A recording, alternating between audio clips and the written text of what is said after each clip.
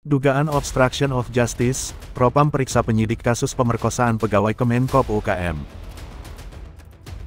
Profesi dan Pengamanan Propam Kepolisian Daerah Polda, Jawa Barat saat ini mendalami dugaan pelanggaran dalam proses penyidikan kasus pemerkosaan sesama pegawai Kementerian Koperasi dan Usaha Kecil Menengah Kemenkop UKM, di Polresta Bogor. Wakapolresta Bogor Kota, AKBP Ferdi Irawan, mengungkapkan beberapa penyidik telah diperiksa. Kalau masalah adanya kemungkinan pelanggaran yang dilakukan oleh penyidik yang dulu menangani kasus itu, kasus dugaan pelecehan sesama pegawai Kemenkop Propam Polda Jabar sudah bekerja. Propam Polda Jabar, lanjut Ferdi, akan menilai apakah dulu prosesnya ada mekanisme yang dilanggar atau ada pelanggaran yang dilakukan.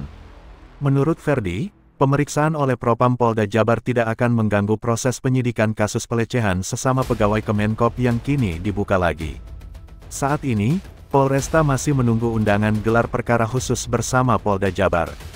Namun demikian, Ferdi mengaku belum bisa memastikan ada tidaknya dorongan dari penyidik Polresta Bogor Kota agar terjadi perdamaian antara korban dan terlapor hingga terjadi pernikahan.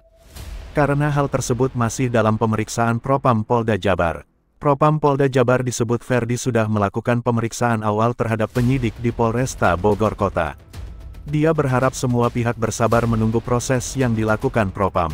Sebagai informasi, kasus dugaan pemerkosaan di lingkungan pegawai Kemenkop UKM ini terjadi pada tanggal 6 Desember tahun 2019. Ada 4 orang pegawai, 2 diantaranya ASN atau PNS yang diduga terlibat tindak pelecehan seksual terhadap korban berinisial ND, yang merupakan pegawai honorer. Pihak korban melaporkan kasus ini ke Polresta Bogor dengan dugaan perbuatan pasal 286 KUHP.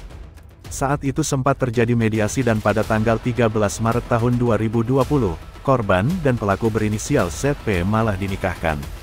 Polisi kemudian menyetop kasus itu lewat penerbitan surat perintah penghentian penyidikan, namun pada bulan Februari tahun 2020 lalu, kedua PNS terduga pelaku menerima hukuman disiplin berat berupa penurunan jabatan 1 tahun. 2 pegawai lainnya dijatuhi sanksi non-job. Sementara itu, Menko Polhukam Mahfud MD menyatakan kasus ini bisa dibuka lagi.